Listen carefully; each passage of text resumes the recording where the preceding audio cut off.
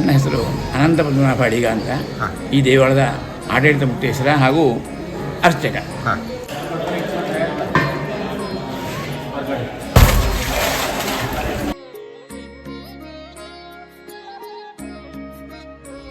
ಎಲ್ರಿಗೂ ನಮಸ್ಕಾರ ಹಾಗೂ ನನ್ನ ಚಾನಲ್ಗೆ ಸುಸ್ವಾಗತ. ಹಿರಿಯರ ಬಳಿ ಇರುವಂತಹ ಶ್ರೀ ವಿನಾಯಕ ದೇವಸ್ಥಾನ ಗುಡ್ಡಟ್ಟು ಇಲ್ಲಿಗೆ ಬಂದಿದ್ದೇನೆ. ನೋಡೋಣ ಇಲ್ಲಿಯ ಒಂದು ಸುಂದರತೆಯನ್ನು.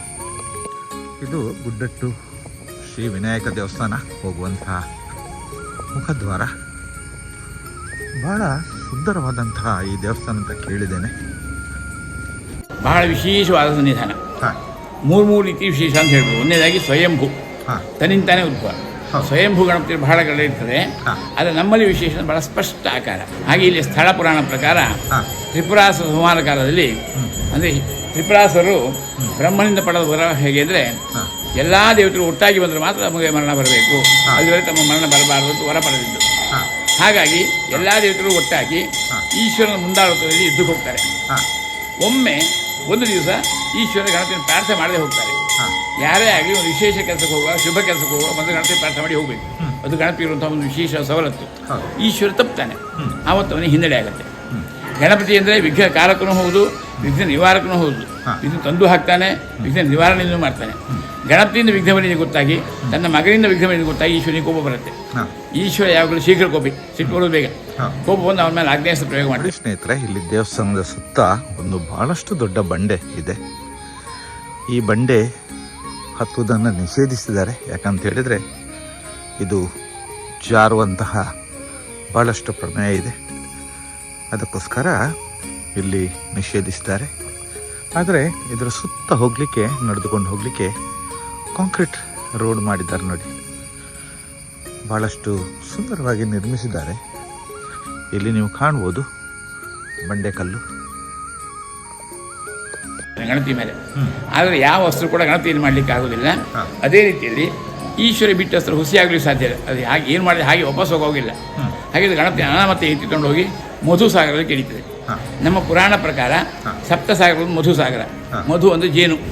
ಗಣಪತಿಗೆ ಸಿಹಿ ಇಷ್ಟ, ಅದರ ಜೇನು ಬಹಳ ಇಷ್ಟ. ಮಧುಸಾಗರದಲ್ಲಿ ಬಿದ್ದವನು ಯಥೇಚ್ಛ ಮಧುಪಾನ ಮಾಡ್ತಾನೆ, ಖುಷಿಯಾಗುತ್ತೆ. ಅವನು ವರಪ್ರದಾನ ಮಾಡ್ತಾನೆ. ತನ್ನಲ್ಲಿ ಯಾರು ತಂದು ಹಾಕಿದಾರೋ ಅವ್ರ ಕಡೆ ಜಯ ಆಗಲಿ ಅಂತ ವರಪ್ರದಾನ ಮಾಡ್ತಾನೆ. ಆವಾಗ ತ್ರಿಪುರಾಸುರ ಸಂಹಾರ ಆಗ್ತದೆ.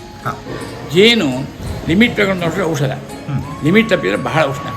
ಯಥೇಚ್ಛ ಮಧುಪಾನ ಮಾಡಿದ್ರಿಂದ ದೇವರು ಉಷ್ಣಾದಿಕ್ಕೆ ಉರಿ ತಡೀಲಿಕ್ಕಾಗದೆ ಒದ್ದಾಡ್ತಾ ಇದ್ದಾನೆ ಮಧುಸಾಗರದಲ್ಲಿ ಗಣಪತಿ.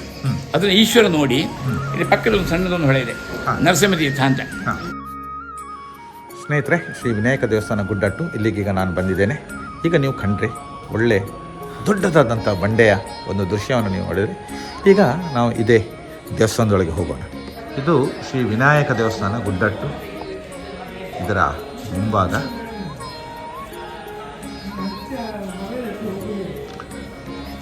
ಕಲ್ಲಿನಿಂದ ಮಾಡಿದಂತಹ ಅದ್ಭುತವಾದ ದೇವಸ್ಥಾನ ನೀವಿಲ್ಲಿ ಕಾಣ್ಬೋದು.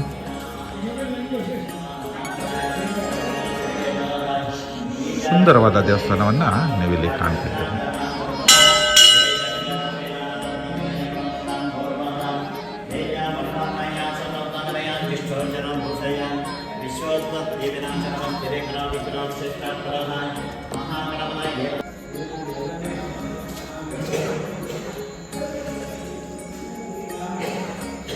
ಸ್ನೇಹಿತರಲ್ಲಿ ಮೂಲಬಿಂಬ ದರ್ಶನ ಅಂತೇಳಿದೆ. ಇಲ್ಲಿ ನೀವೇ ಬಂದು ನೋಡಬೇಕಾಗ್ತದೆ. ಇಲ್ಲಿ ಯಾವುದೇ ವಿಡಿಯೋ ಶೂಟಿಂಗ್ ಮಾಡುವಾಗಿಲ್ಲ ಮೂಲಬಿಂಬದ್ದು. ಆದ್ದರಿಂದ ನಿಮಗೆ ಆ ಮೂಲಬಿಂಬದ ದರ್ಶನದ ಜಾಗವನ್ನು ನಾನು ತೋರಿಸ್ತೇನೆ ಅಷ್ಟೇ. ಇಲ್ಲಿ ಬಂದು ನೀವು ಮೂಲಬಿಂಬವನ್ನು ಕಾಣ್ಬೋದು. ಇಲ್ಲಿ ನೀವು ನೋಡ್ಬೋದು, ಭಕ್ತಾದಿಯವರು ನೋಡ್ತಾ ಇದ್ದಾರೆ. ಅಲ್ಲಿ ಸಣ್ಣದಾದ ಕಿಟಕಿ ಇದೆ ಮೂಲಬಿಂಬ ನೋಡುವಂಥದ್ದು. ಅದರ ಮೂಲಕ ನಾವು ನೋಡಬೇಕಾಗ್ತದೆ.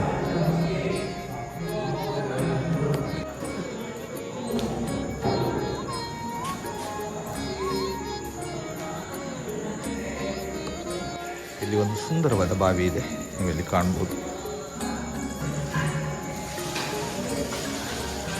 ಅಭಿಷೇಕವಾದಂತಹ ನೀರು ಹರಿದು ಹೋಗಲಿಕ್ಕೆ ಎಲ್ಲ ವ್ಯವಸ್ಥೆಗಳನ್ನು ಮಾಡಿದ್ದಾರೆ. ಹಾಗೂ ಒಳನೋಟ ಬಹಳಷ್ಟು ಸುಂದರವಾಗಿದೆ ಸ್ನೇಹಿತರೆ.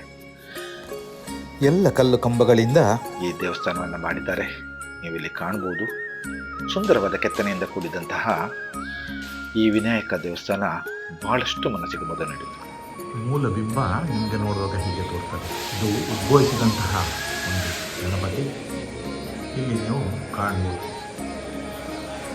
ಒಳಗಡೆ ವಿಡಿಯೋ ತೆಗೆಯಲು ನಿಷೇಧವಿದೆ, ಆದ್ದರಿಂದ ನಾನಿಲ್ಲಿ ನಿಮಗೆ ಅದರ ಬಿಂಬದ ಚಿತ್ರಣವನ್ನು ತೋರಿಸ್ತಿದ್ದೇನೆ. ಭಕ್ತಾದಿಗಳೆಲ್ಲ ಬಂದು ಇಲ್ಲಿ ಸೇರ್ತಿದ್ದಾರೆ. ತಮ್ಮ ಇಷ್ಟಾರ್ಥವಾದ ಹರಕೆಯನ್ನು ಹಾಗೂ ದೇವರಿಗೆ ಅರ್ಪಿಸುವಂಥ ಕೆಲವು ಸಾಧನಗಳನ್ನು ಅರ್ಪಿಸ್ತಿದ್ದಾರೆ. ನೀವಿಲ್ಲಿ ಕಾಣ್ಬೋದು, ಭಾಳಷ್ಟು ಜನರು ಬಂದು ಸೇರ್ತಾ ಇದ್ದಾರೆ. ಈಗಾಗಲೇ ಪೂಜೆಯೂ ಆಗುತ್ತಿದೆ. ಇನ್ನು ಕೆಲವೇ ಕ್ಷಣದಲ್ಲಿ ಪೂಜೆ ಶುರು ಆಗ್ತಿದೆ.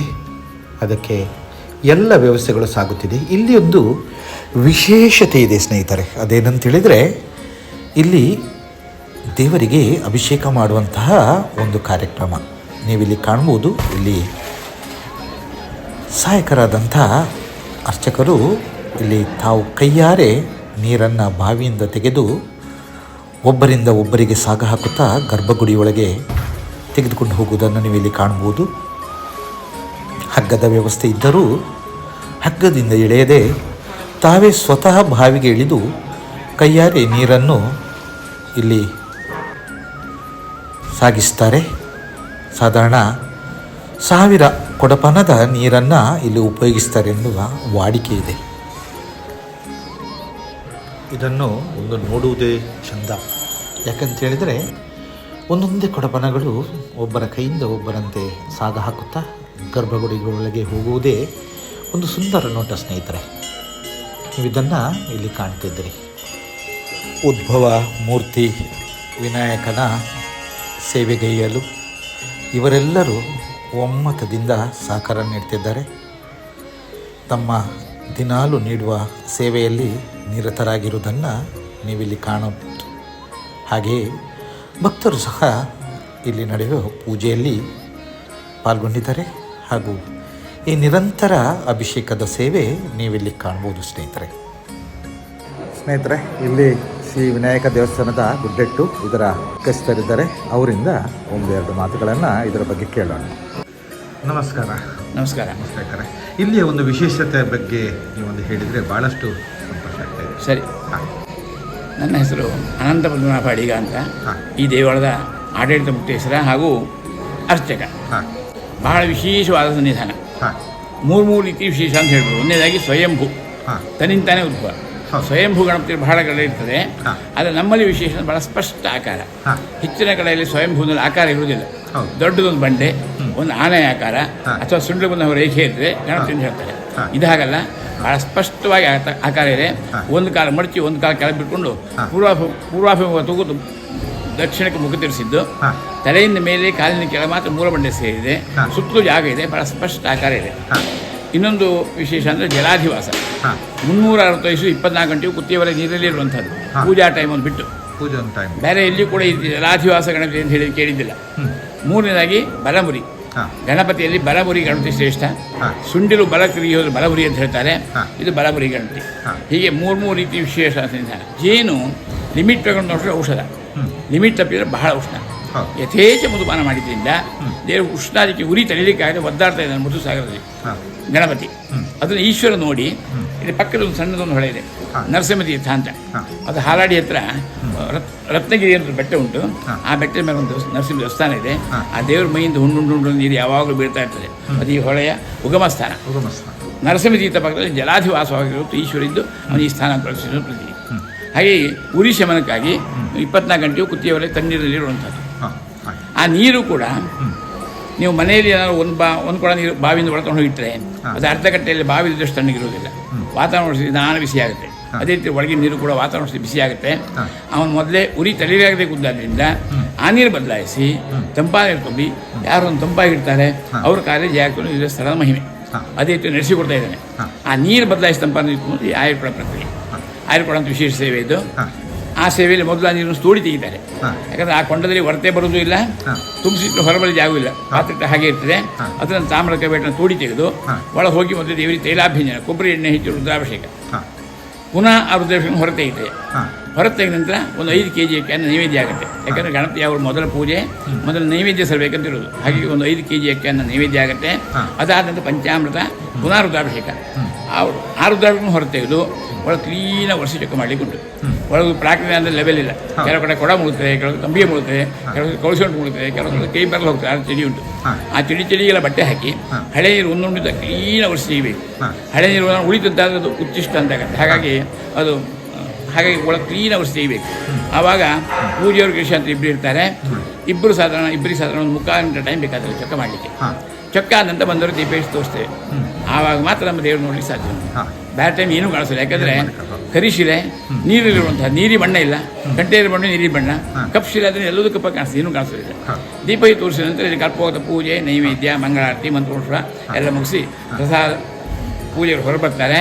ಹೊರಬಂದ ನಂತರ ಆ ಕೊಂಡ ತುಂಬಿರುವ ಪವಮಾನ ಮಂತ್ರದಿಂದ ಅಭಿಷೇಕ ತುಂಬಿ ಇದರ ದಂಡೆಯನ್ನು ಹೊರ ಮರಿಬೇಕು. ಆವಾಗ ಗಣಪತಿ ಕಂಠ ಪ್ರಮಾಣ ಇಲ್ಲೇ ಬರ್ತದೆ.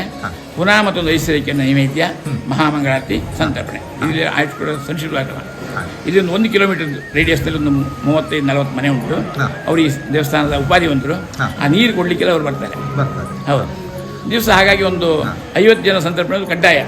ಮತ್ತೆ ಮಾಡಿದವರು ಎಷ್ಟು ಜನ ಇದ್ರು ಮಾಡ್ತೇವೆ. ಮತ್ತೆ ನಿತ್ಯ ಅನ್ನ ಸಂತರ್ಪಣೆ ಇದೆ. ಹೊರಗಿಂದ ಯಾರು ಬಂದರೂ ಕೂಡ ಮಧ್ಯಾಹ್ನದ ಅನ್ನ ಸಂತರ್ಪಣೆ ವ್ಯವಸ್ಥೆ ಇದೆ. ಉತ್ತಮವಾದ ಮಾಹಿತಿ ಕೊಟ್ಟಿದ್ದೀರಿ ಕರ್ತಾರೆ. ತುಂಬ ಧನ್ಯವಾದಗಳು. ನೋಡಿರಲ್ಲ ಸ್ನೇಹಿತರೆ, ಶ್ರೀ ವಿನಾಯಕ ದೇವಸ್ಥಾನ ಗುಡ್ಡಟ್ಟು ಇದರ ಬಗ್ಗೆ ಉತ್ತಮವಾದ ಮಾಹಿತಿಯನ್ನು ಇಲ್ಲಿಯ ಮುಖ್ಯಸ್ಥರು ಕೊಟ್ಟಿದ್ದಾರೆ.